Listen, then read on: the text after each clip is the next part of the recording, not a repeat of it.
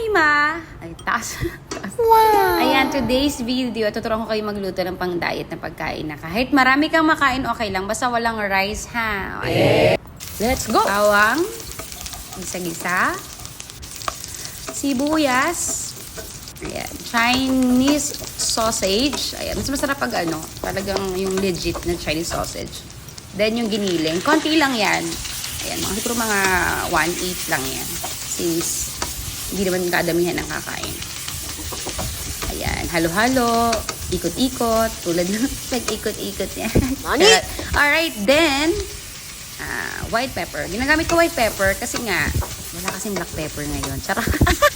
Ayan, magic sarap. Ayan, optional lang naman yan mga mima. Kung ayaw nyo or gusto nyo or other na pampalasa. And then, tomato sauce. Konti lang.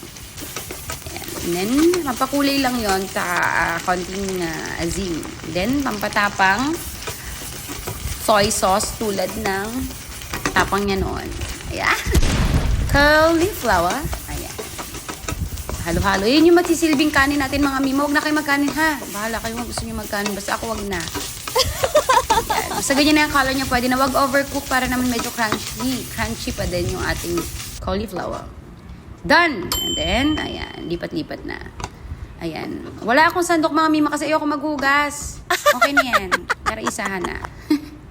Alright, wow! And then, lagyan na natin ng egg. Ayan. Diba? Thank you!